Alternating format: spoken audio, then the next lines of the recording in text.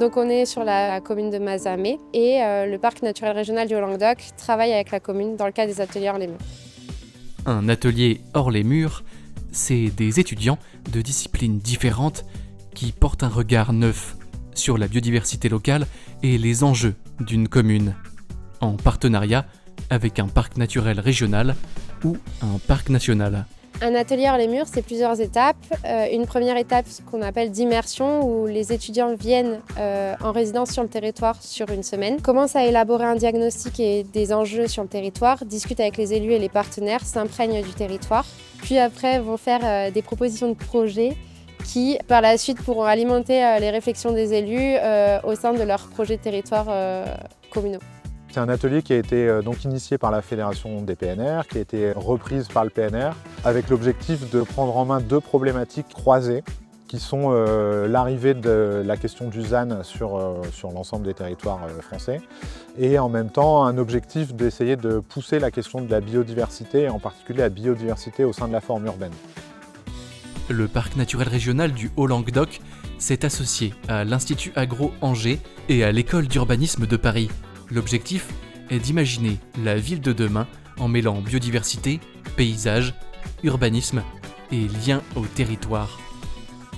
C'est important d'intégrer la question de la biodiversité dans des ateliers d'urbanisme et ateliers hors les murs, surtout sur des communes très urbaines comme Mazamet-Ocillon. Parce que la biodiversité, c'est ce qui fait le socle fondateur aussi du territoire et qui le rend le plus résilient possible face au changement climatique.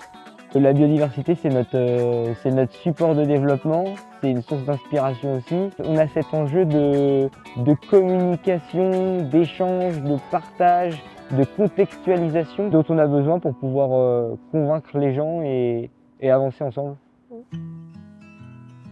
Nous avons un vieux PLU et tôt ou tard, il faudra en faire une révision générale, voire même peut-être la rédaction d'un PLUI.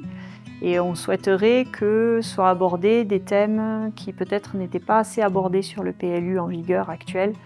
Ça pourrait être comment on tient mieux compte des trames vertes et bleues, comment on laisse des passages petite faune, comment peut-être on met en place un coefficient de biotope. Et on attend de ces étudiants qu'ils nous donnent des idées.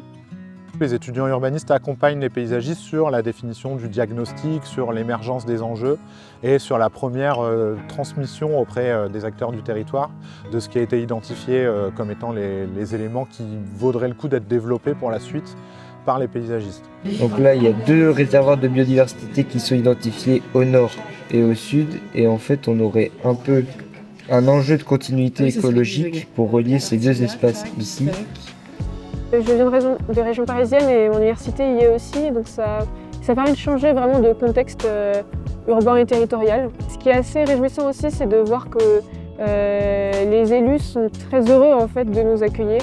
Et donc ça donne des échanges vraiment très intéressants.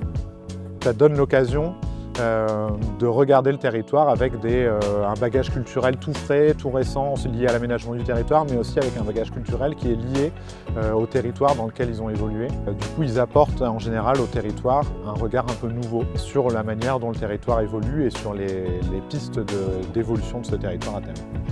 C'est important d'avoir l'avis des nouvelles générations quand on parle d'aménagement du territoire, quand on parle de futur.